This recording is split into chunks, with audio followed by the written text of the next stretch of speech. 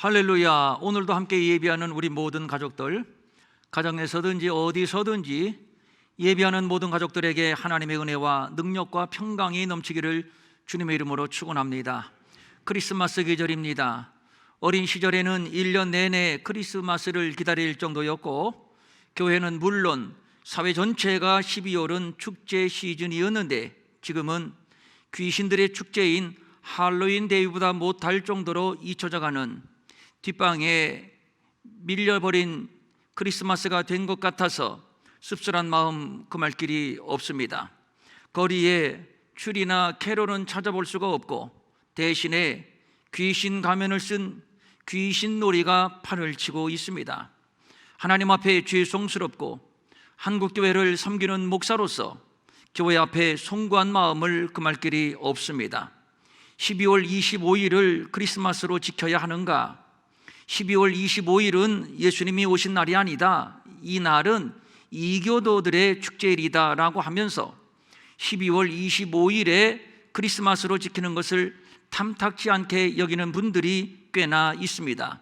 물론 이 말이 틀린 말은 아닙니다만, 건 1500년 이상이나 교회가 이 날을 크리스마스로 지킨 전통이 있고, 그리고 우리는 이 날을 지키는 것이 아니라 성탄의 의미를 새기는 절기로 지키는 것이니만큼 아쉽지만 크게 문제될 것은 없다고 봅니다. 하나님의 아들이 육신의 몸을 입고 이 땅에 오셨다는 사실이 중요합니다. 예수님의 탄생을 기준으로 해서 예수님이 오시기 이전을 기원전 BC, 예수님이 오신 이후를 기원후 AD로 나눌 정도이니만큼 예수님의 탄생은 역사적인 사건이 되는 겁니다. 오늘 본문은 천사가 마리아에게 한 아기의 잉태를 알리는데, 그 아기의 신분이 예사롭지 않습니다. 보라, 내가 잉태하여 아들을 낳으리니 그 이름을 예수라 하라.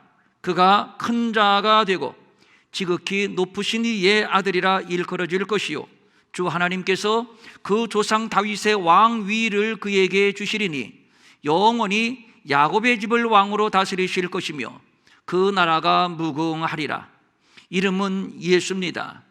예수라고 하는 이름의 뜻은 자기 백성을 죄에서 구원할 자인데, 이를 누가복음 2장 11절은 오늘 다윗의 동네에 너희를 위하여 구주가 나셨으니 곧 그리스도 주시니라고 풀어주고 있습니다. 그렇습니다. 예수는 자기 백성을 죄에서 구원하기 위하여 오신 우리의 그리스도이시며 또 주님이십니다. 그런데 또 본문은 예수를 왕으로 소개하고 있습니다. 그는 지극히 높으신 이의 아들이다.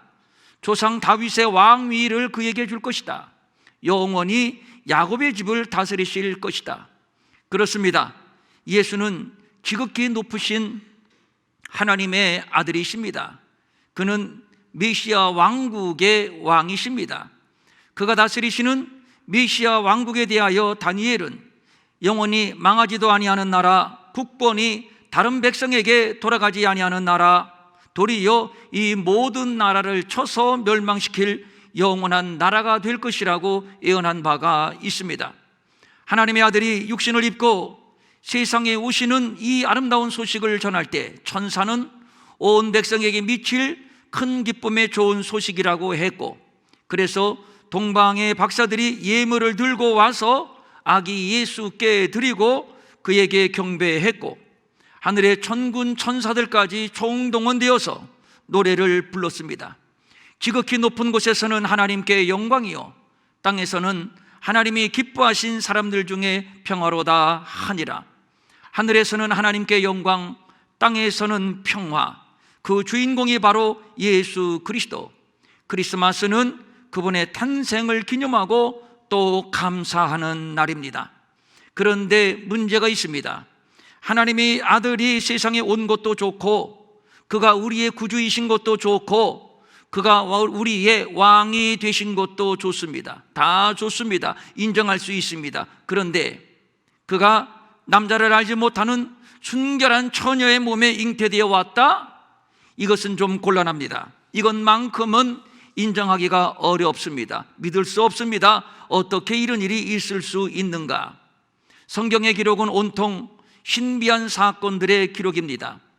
하나님의 말씀으로 천지를 창조하셨다는 것을 시작으로 해서 홍수 사건, 홍해를 가른 사건, 하늘에서 불을 내린 사건, 죽은 자를 살린 사건 등등, 성경은 온통 기적으로 충만한 책입니다. 그런데 이 숱한 기적들 가운데 기적 중의 기적이라고 할 수 있는 것은 단연 예수님의 동정녀 탄생 사건입니다. 여러분들은 이 사건이 믿어집니까? 100번 양보해서라도 믿어지는가 말입니다. 홍수, 이것은 언제든지 일어날 수 있는 자연적인 사건, 그러므로 있을 수 있습니다. 홍해를 가른 사건, 이것도 역시 그것은 실제 바다가 아니고 갈대 바다야, 갈대 숲이야. 그래서 바람이 불어서 갈대가 길을 냈고 그 사이로 이스라엘 백성들이 건넌 것이야 라고 그럴듯하게 주장하는 자들도 있습니다. 하늘에서 불을 내린 사건, 이것도 흔하지는 않지만 하늘에서 벼락이 치면 충분히 있을 수 있는 사건이라고 볼 수 있습니다. 그런데 순결한 처녀의 몸에 갑자기 생명이 잉태되었다? 이 사건은 딱히 둘러댈 말이 없습니다. 그래서 사람들은 그것은 꾸며낸 신화라고 주장을 하기도 합니다. 이런 우스운 얘기가 있습니다. 어느 날 연예인들이 모여서 성경 공부를 하는데 그날 공부의 주제가 예수님의 동정녀 탄생에 관한 것이었고, 마침 그때 교회에 처음 와서 이 성경 공부에 참여한 연예인이 있었습니다. 그가 고개를 갸우뚱 하더니 다른 것은 다 믿으라면 믿을 수 있겠는데, 그런데 남자 없이 어느 날 갑자기 순결한 처녀의 몸에 생명이 잉태되고 배가 불렀고 그래서 그 아이를 출생했다? 이것만큼은 도저히 믿지 못하겠다는 겁니다. 목사님이 이해되기 쉽게 아무리 설명을 해줘도 다 듣고 나서는 그래도 안 믿어지는데요. 그때 그 자리에 함께 계셨던 구봉서 장로님이 버럭 화를 내시면서 하는 말, 야 이놈아, 마리아의 남편 요셉도 믿고 그를 데려와 아내로 맞았는데 내가 뭔데 못 믿냐? 사람은 이성과 상식을 가졌고 그래서 과학적인 사실만 인정하는 구조를 가지고 있습니다. 따라서 비과학적인 사실을 믿는다면 그 사람을 정상이라고 할 수 없을 겁니다. 남녀의 결합이 없이 생명체가 여자의 태의에 착상이 될 수 있다는 사실이 태고 이래 한 번이나 있었나요? 억만 분의 1의 가능성이라도 있을 수 있는 건가요? 없습니다. 있다면 신화 속의 거짓말, 없습니다. 오직 유일무이한 예수님의 동정녀 잉태 사건. 그래서 이것은 자연법칙의 체계가 아닌 하나님의 영역이요, 믿음의 영역이요, 믿음으로만 이해할 수 있는 사건입니다. 성경은 자연법칙을 설명하는 책이 아닙니다. 자연법칙, 과학의 원리를 창조하신 분이 하나님이십니다. 하나님은 초자연적 세계에 존재하시면서 자연법칙을 운영하시는 분이십니다. 그러니까 동정녀의 몸에 아이가 잉태된 사건은 하나님께는 너무도 자연스러운 하나님의 자연법칙인 것입니다. 그런데 엄밀히 말해서 성경은 어느 날 갑자기 마리아의 배가 불러왔고 알고 보니 아이를 임신한 것이다, 참 신기하다, 이렇게 말하지 않고 마리아가 아이를 임신하게 된 그 동기를 분명하게 밝혀주고 있습니다. 그의 어머니 마리아가 요셉과 약혼하고 동거하기 전에 성령으로 잉태된 것이 나타났더니 성경은 분명히 마리아가 임신한 그 원천을 말하고 있으니 바로 성령으로 잉태된 것, 즉 성령의 역사임을 말하고 있고, 이를 오늘 본문은 좀 더 구체적으로 풀어주고 있습니다. 나는 남자를 알지 못하니 어찌 이 일이 있으리이까? 분명코 하나님의 아들이 오심은 자연 법칙이 아닌 하나님의 신적인 역사임을 밝혀주고 있습니다. 천사가 대답하여 이르되 성령이 내게 임하시고 지극히 높으신 이의 능력이 너를 덮으시리니 이러므로 나실 바 거룩한 이는 하나님의 아들이라 일컬어지리라. 그 방법은 첫째, 성령이 임하시고, 둘째, 지극히 높으신 이의 능력이 덮음으로 이루어졌고, 셋째, 그분의 신분은 거룩한 분이며 또한 하나님의 아들입니다. 종합해서 예수는 성령으로 잉태된 하나님의 아들이며 육신을 입은 완전한 인간이시며 죄가 없는 거룩한 분이십니다. 이것을 신학적인 용어로 성육신이라고 합니다. 어떻게 이것이 가능하냐고요? 자연 법칙에 위배된다고요? 전혀 과학적이지 않다고요? 그래서 성경은 예수님의 잉태의 원리를 분명하게 밝혀주고 있는 겁니다. 성령이 임하시고, 즉 성령이 임하심을 통해서 잉태케 되는 방법입니다. 성령은 생명의 영입니다. 우주와 만물이 창조될 때 성부 하나님과 함께 수면 우위를 운행하셨고, 하나님의 영을 아담의 코에 불어넣으시니 아담이 살아있는 영적 존재가 되었습니다.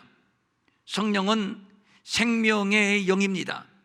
이 생명의 성령이 마리아에게 예수를 잉태케 했고, 예수를 죽은 자 가운데서 살리셨고, 역시 우리의 죽을 몸도 살리실 것입니다. 또 성경은 성령이 너희에게 임하시면 너희가 권능을 받는다고 말씀하고 있는데, 여기에서 권능은 다이나마이트와 같은 폭발력을 말하는 것입니다. 성령이 너희에게 임하시면, 여기에서 임하다라고 하는 단어와 마리아에게 성령이 너희에게 임하시고 에서 임하다라고 하는 단어는 똑같은 단어입니다. 그러니까 마리아에게 성령이 폭발적으로 임했다는 말이요, 이 성령의 폭발적인 임재를 통해서 마리아에게 생명이 잉태되었음을 말하고 있는 겁니다. 그리고 두 번째, 하나님의 능력이 너를 덮으시리니, 하나님의 능력이 마리아에게 덮음으로 생명이 잉태되었음을 말하고 있습니다. 여기서 말하는 덮다라고 하는 단어는 구약 회막 가운데 하나님의 영광이 이 회막에 충만히 덮였을 때의 덮이다의 표현과 똑같은 단어입니다. 그러니까 예수님의 출생은 하나님이 친히 임재하시어서 하나님이 친히 이루신 하나님의 사건이요, 영광스러운 사건입니다. 마리아가 부정한 여인이라고요? 예수가 사생아라고요? 천한 신분이라고요? 절대 아닙니다. 하나님의 영광이 임한 사건입니다. 그래서 하늘에서는 영광. 그런 일이 어디 있냐고요? 비과학적이라고요? 보세요. 100세가 되기까지 아들이 없었던 아브라함에게 내년 이맘때에 아들이 있을 것이라고 하나님이 말씀하셨습니다. 이때 이 말을 엿듣고 있던 사라가 픽 웃으면서 중얼거립니다. 영감과 나는 나이가 너무 많아. 이제 아이를 낳기에는 늙어도 너무 늙었어. 뿐만 아니야, 나는 이미 여성의 기능을 잃어버렸어. 자연 법칙에 의하여 불가능한 사건. 그래서 성경은 사라가 아이를 낳는 것은 죽은 자에게서, 즉 죽은 시체가 아이를 낳는 것과 같은 것이라고 설명하고 있습니다. 그러니까 사라가 아이를 낳는 것은 처음부터 아이의, 자연 법칙에 의하여 아이의 불가능한 사건이었음을 말하고 있는 것이죠. 그때 하나님께서 말씀합니다. 여호와께 능치 못한 일이 있겠느냐? 기한이 이를 때에 내가 내게 돌아오리니 사라에게 아들이 있으리라. 능치 못함이 없는 하나님, 죽은 자와 같은 사라에게서 생명을 창조하신 하나님의 창조적인 능력이 마리아를 찾아오셨습니다. 빈손으로 오셨나요? 아닙니다. 생명을 가지고 찾아오셨습니다. 그리고 그 능력으로 마리아를 덮으셨습니다. 그래서 태고 이래 없었던 일, 비과학, 비상식적인 일이 가능하게 되었으니, 그러므로 예수님의 탄생은 하나님의 능력이 마리아를 덮음으로 마리아의 자궁에 생명이 잉태된 신비적인 하나님의 사건이 되는 겁니다. 그리고 하나 더, 남편이 사망하고 자식이 없던 룻이 아이를 낳기 위하여 친족 보아스의 자리에 살며시 들어가게 됩니다. 그때 룻이 보아스에게 한 말이 이것입니다. 나는 당신의 여종 룻입니다. 나에게는 아이가 없습니다. 당신을 통해서 아이를 낳기를 원합니다. 당신의 옷자락을 펴서 당신의 여종을 덮으소서. 당신의 옷자락을 펴서 당신의 여종을 덮으소서. 여기에서 남자의 옷을 여자에게 덮는다는 것은 남녀의 결합을 말하는 것이요, 중요한 것은 이로 인해서 새 생명이 잉태되는 겁니다. 그러니까 마리아의 몸에 잉태된 예수 그리스도의 생명의 원천은 하나님이 생명을 가지고 오셨고 그 생명의 능력으로 마리아를 덮어주셨고, 그래서 예수 생명이 마리아의 몸에 잉태됐으니, 이렇게 말할 때 어떤 사람들은 그러면 신과 인간이 결합한 것이냐? 이런 세간의 신화와 비교하는 자들이 있습니다만 그렇지 않습니다.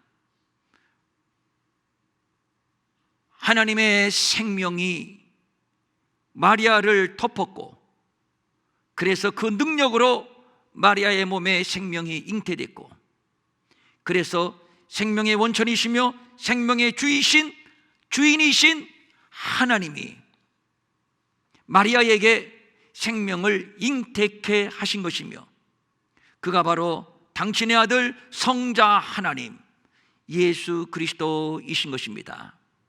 그러므로 중요한 것은 예수님은 요셉의 아들이 아니라 하나님의 아들입니다.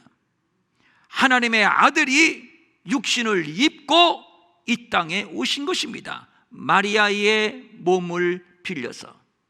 그래서 본문은 예수를 가리켜 요셉의 아들이라고 말하지 아니하고, 그러므로 나실 바 거룩한 이는 하나님의 아들이라 일컬어지리라, 하나님의 아들이라고 분명히 밝혀주고 있는 겁니다. 예수님이 오시기 전 800여 년 전에 이사야라고 하는 선지자가 있었습니다. 그가 장차 올 예수 그리스도의 탄생을 이렇게 예언을 했습니다. 그러므로 주께서 친히 징조를 너희에게 주실 것이라. 보라, 처녀가 잉태하여 아들을 낳을 것이요 그의 이름을 임마누엘이라 하리라. 이 말씀은 유다의 왕 아하스 왕 때인데 아람과 북이스라엘이 연합해서 남유다를 공격해 온 겁니다. 사면초가 남유다. 이때 하나님이 직접 나타나셔서 실망하지 마, 절망하지 마, 너희를 구원할 하나님의 징조를 너희는 구해. 너희들은 절대 지지 않을 것이야. 너희들이 징조를 구할 때 하나님이 너희를 구원할 것이야. 그런데 아하스 왕은 너무 겁을 먹은 나머지 나는 징조를 구하지 않겠습니다, 여호와를 시험하지 않겠습니다 라고 말합니다. 아하스 왕은 나라가 다시 회생할 일말의 기대감도 갖지 않았던 겁니다. 이때 선지자 이사야가 하는 말, 주께서 친히 너희에게 징조를 주실 것이다. 징조, 어떤 징조인가? 그 징조는 처녀가 잉태하여 아들을 낳을 것인데 그 이름은 임마누엘이다. 처녀가 잉태함이 징조요, 그가 아들을 낳음이 징조요 그 이름은 임마누엘이 될 것입니다. 처녀가 잉태하여 아이를 낳는 것은 불가능한 일입니다. 물론 여기에서 말하는 처녀는 단순한 젊은 여자, 결혼하기 이전의 여자를 말하는 것이 아니라 남자를 알지 못하는 순결한 처녀, 동정녀를 말하는 것입니다. 징조는 일반적이거나 자연적인 현상이 아닌 독특한 예외성이 있어야 합니다. 그래야 징조가 되는 겁니다. 하나님은 이사야 선지자 그 당시에 남유다가 멸망할 위기를 모티브로 해서 세상을 구원할 당신의 속뜻을 예언해 주신 겁니다. 아담 한 사람의 죄로 말미암아 죄가 세상에 들어왔고 그 죄로 말미암아 사망이 들어왔습니다. 이와 같이 모든 사람이 죄를 지었으므로 사망이 모든 사람에게 이르게 되었습니다. 이것이 역사의 운명이고 인류의 운명이고 또 우리의 운명입니다. 피할 길이 없는 절망. 아하스가 아람과 북이스라엘의 연합군 앞에 절망했던 것처럼 이것이 역사의 운명이요 역사의 절망이요 우리 모두의 운명이요 우리 모두의 절망이었습니다. 죄의 종로로 타는 세상, 사망의 왕로로 타는 세상, 이런 세상을 가리켜 성경은 어두움의 세상, 악한 자 안에 처한 세상, 악하고 음란한 세상, 믿음이 없고 배역한 세상이라고 말하고 있습니다. 이렇게 된 이유는 큰 용이 내쫓기니 옛뱀 곧 마귀라고도 하고 사단이라고도 하며 온 천하를 꿰는 자라. 그가 땅으로 내쫓기니 그의 사자들도 그와 함께 내쫓기니라. 큰 용, 옛뱀, 마귀라고 불리는 사단이 세상에 내려와서 세상을 꿰기 때문입니다. 여러분과 저를 꿰기 때문입니다. 하나님을 불신하게 하고 악하게 하고 음란하게 하고 거짓되게 하고, 그렇다면 인류에게 소망은 없는 것입니다. 저를 대적할 자가 세상에 없으며 우리를 구원할 자가 세상에 없습니다. 그래서 피조물이 다 이제까지 함께 단식하며 고통을 호소하고 있는 것이며, 이와 같은 맥락에서 위대한 사도 바울도 오라 나는 곤고한 사람이로구나, 이 사망의 몸에서 누가 나를 건져낼 것인가, 죄 앞에 속수무책인 자신의 무능을 탄식했던 겁니다. 이런 세상, 이런 역사, 이런 인생들에게 하나님은 구원의 징조를 보여주셨으니 처녀가 잉태하여 아들을 낳는 것입니다. 자기 백성을 죄에서 구원하는 하나님의 징조는 처녀가 잉태하는 길밖에, 그가 아들을 낳는 길밖에 없는 것입니다. 그가 임마누엘이고 그가 이 땅, 이 세상에 오는 길 밖에는 우리를 구원할 메시아는 어디에도 없는 것이며, 이 세상의 소망, 우리의 소망도 없는 것입니다. 우리를 죄에서 구원하셔야 되기 때문에 죄 없는 하나님의 아들이 이 땅에 오셔야 합니다. 죄 없이 와야 하기 때문에 아담의 혈통과는 상관이 없이 동정녀의 순결한 태를 빌려와야 합니다. 성령이 임하시고 지극히 높으신 이의 능력이 덮으심으로 와야 하는 것이며, 요셉의 아들이 아닌 하나님의 아들로 오셔야 하는 겁니다. 그래야 예수는 하나님의 아들이시며 동시에 무죄한 인간이시며, 그리하여 우리의 주와 우리의 그리스도가 되시는 완전 무결한 필요 충분 조건을 갖추게 되는 것입니다. 예수님은 성자 하나님이시지만 완전한 인간이십니다. 어려서 아마도 당시에 그 지역의 언어 히브리어, 아람어, 헬라어, 우리 예수님은 어려서 이 언어들의 알파벳부터 배웠을 겁니다. 한자 한자, 천지와 만물, 우주와 만물을 창조하신 성자 하나님께서 목수인 육신의 아버지 요셉으로부터 못 박는 일, 대패질하는 일, 톱질하는 일, 이거 기초부터 배웠을 겁니다. 어쩌면 어려서 동네의 불량한 아이들로부터 멱살을 잡히기도 하셨을 것이고, 욕을 먹기도 하셨을 것이고, 얻어맞기도 하셨을 겁니다. 충분히 그러셨을 겁니다. 이렇게 육신으로 오실 수밖에 없으셨던 이유는 자기 아들을 죄 있는 육신의 모양으로 보내어 육신의 죄를 정하사 죄 없는 아들에게 인류의 죄를 전가시키고, 그래야 예수를 십자가에 매달아 죽이라고 사형 선고를 내릴 수 있기 때문입니다. 이로 인해서 우리에게 요구되는 모든 율법의 요구가 해결된 것이며, 그래야 자기 백성을 죄에서 구원하는 역사의 오랜 수건이 풀어지기 때문입니다.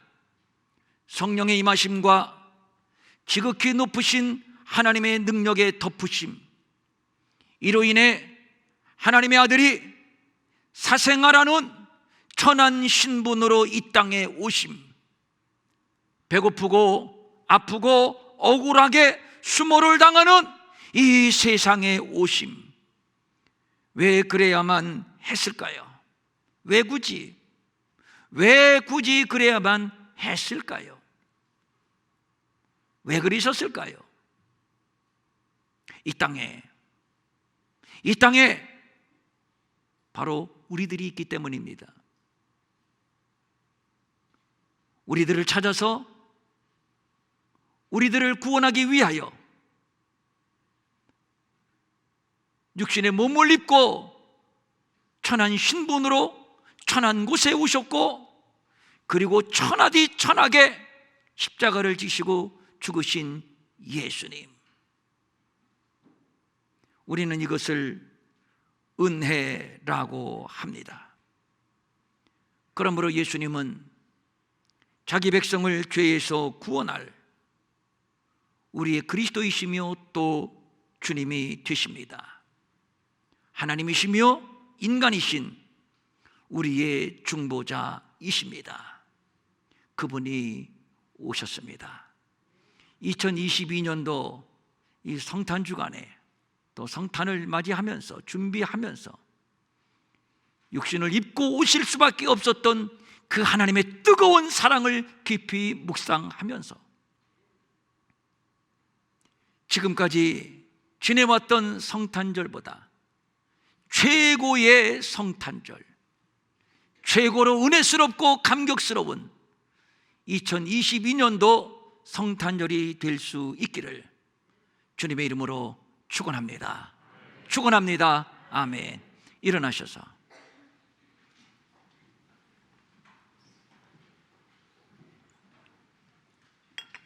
눈을 감으시고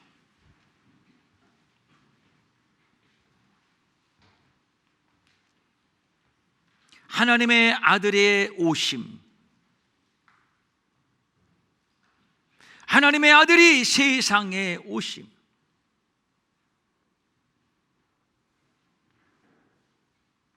죄 없으신 하나님이 하늘과 땅의 죄로 가득한 이 세상에 오심,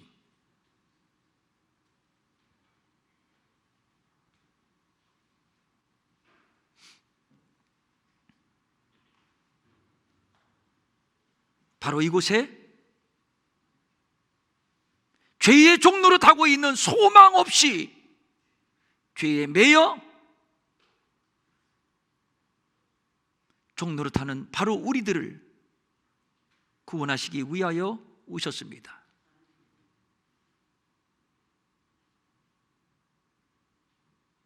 이게 성탄절입니다.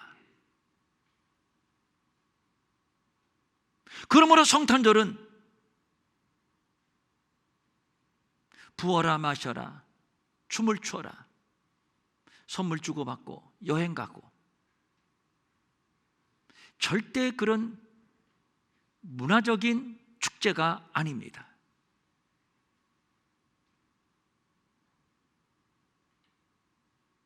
성령님, 2000년 전 처녀 마리아에게 임하신 성령님, 그에게 생명을 잉태케 하신 성령님, 성령이 너희에게 임하시면 너희가 권능을 받고 이 땅에 성령으로 말미암아 교회가 잉태되게 하시고 교회가 태어나게 하시고 이 교회를 통해서 또 새 생명을 출산하시는 성령님, 그 열매가 우리들입니다. 마리아에게 예수님을 잉태케 하신 성령님, 예수를 부활하게 하신 성령님이 오늘 우리를 구원하셨고 우리에게 이 생명을 운반해 주셨고, 그래서 우리도 죽어도 살고 영원히 죽지 아니하는 영생하는 하나님의 백성이 되었습니다. 성탄절은 이렇게 연결이 되는 겁니다. 지난날 과거의 사건이 아니라 바로 지금 나의 사건, 지금 나의 사건, 앞으로 이 생명의 사건은 성령으로 말미암아 하나님의 능력이 덮음으로 말미암아 이 생명의 사건은 주님 오실 때까지 계속 확장될 겁니다. 이것을 부흥이라고 합니다. 우리 수로로 말하면 새 부흥이라고 할 수 있습니다. 성령님, 이 시간 우리에게 임하소서. 하나님의 능력이여 우리를 덮어 주옵소서. 우리 안에 예수 생명으로 예수 생명이 날마다 더 강화되게 하시고, 예수님이 죽음을 이기신 것처럼 우리도 죽음을 두려워하지 아니하며 죽음을 이기게 하시고 이 생명을 더 확장하게 하시고,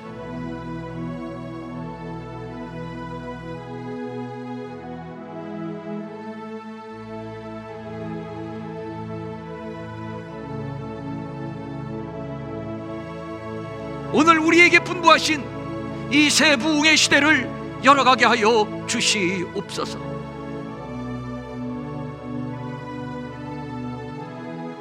생명의 성령이여, 생명의 성령이여, 우리에게 더 충만 기름을 부으소서.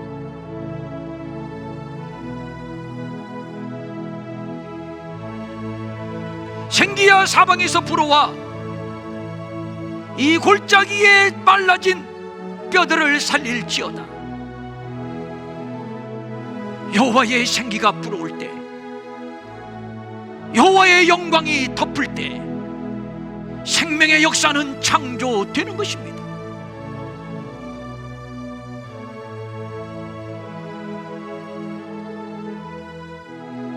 성령이여 우리에게 임하소서.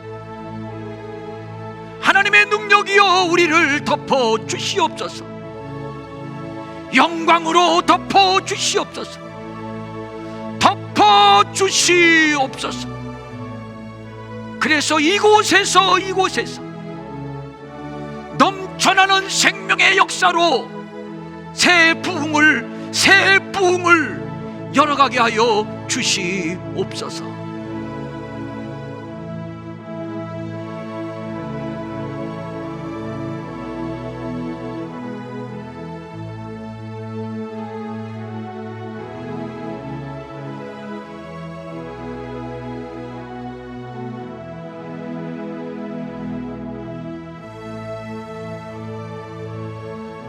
마리아여, 너는 은혜를 입은 자니라. 어디 마리아 뿐이겠습니까?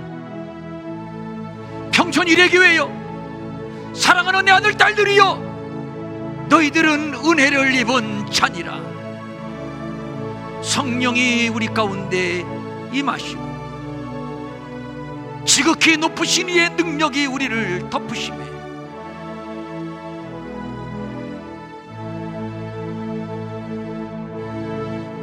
이제 우리를 통해서 자기 백성을 죄에서 구원하는 놀랍고 위대한 이 복음의 역사가 우리의 가정, 우리의 이웃, 이 나라, 이 강산, 이 민족, 그리고 열방으로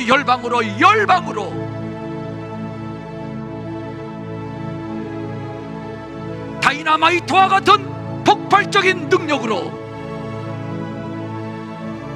확장되게 하옵소서.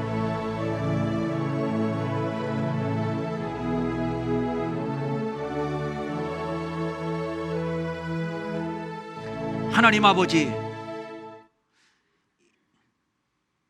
우리 주님이 오신 날을 사람들이 점점 잊어가고 있습니다. 우리 주님이 오셨다는 것을 믿지를 않습니다. 감사하지도 않고 노래하지도 않습니다. 오히려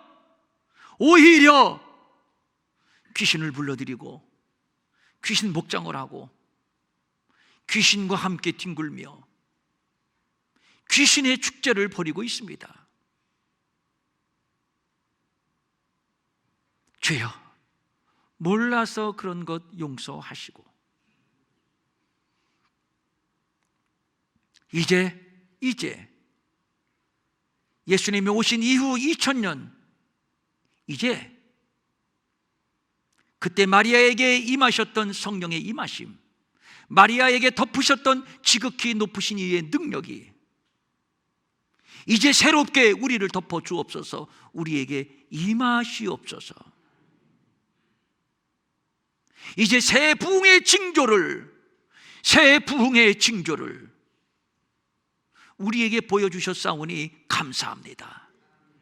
새 부흥의 징조를 우리에게 보여주셨음을 인하여 감사합니다. 이제 우리는 이 징조를 봤습니다. 이 징조를 경험했습니다. 이제 어찌 잠잠할 수 있겠습니까? 성령이 너희에게 임하시면 너희가 폭발적인 능력을 받을 것이고 이 폭발적인 능력으로 땅끝 열방까지 내 증인이 되리라고 하신 주님, 이제 우리가 새 부흥의 문을 열고 이제 뛰어나가려고 합니다. 2022년도 이 성탄절을 맞이하면서 이 은혜가 우리에게 더 깊이 더 충만하게 부어지고 하나도 낙오됨이 없이 새 부흥의 주역들이 되게 하옵소서. 간절한 소망을 가지고 각종 예물을 주님 앞에 올립니다. 이 예물 받아 주옵소서. 주일헌금, 주정헌금, 11조, 감사헌금, 선교헌금, 건축헌금, 장학헌금, 구제헌금, 기타 등등 여러 헌금들, 그리고 숨은 봉사의 손길들 많이 있습니다. 성령이여 그들에게 임하소서. 지극히 높으신 이의 능력으로 덮어 주시옵소서. 우리 모두가 함께 새 부흥의 주역들이 되게 하옵소서. 추운 날씨에 건강 지켜주시고 코로나가 또 재유행한다고 합니다. 우리 모든 성도들, 우리의 아들, 딸들 바이러스로부터 안전하게 지켜주시고 보호해 주시옵시고, 세상에 불황이라고 난리 났습니다. 그러나 불황을 초월하신 호황의 하나님, 우주와 만물을 경영하시는 충만의 하나님, 일용할 양식이 끊어지지 아니하게 하시고 마음에 소원하는 바대로 마음껏 섬기고 나눌 수 있도록 이제 새해에 복의 복을 더하여 주시옵소서. 마음은 원이지만 가진 것이 없어 드리지 못해 민망히 여기는 성도들을 위로하여 주시고, 하나님이 주셔서 저들도 소원을 따라 섬기며 나누게 하옵소서. 이제는 우리 주 예수 그리스도의 은혜와 하나님 아버지의 무한하신 사랑과 성령님의 감동하시고 위로하시고 안위하시고 능력 주시고 형통케 하심이, 사랑하는 이래의 모든 성도들 머리 위에 영원히 함께 하옵시기를 간절히 축원하옵나이다. 아멘.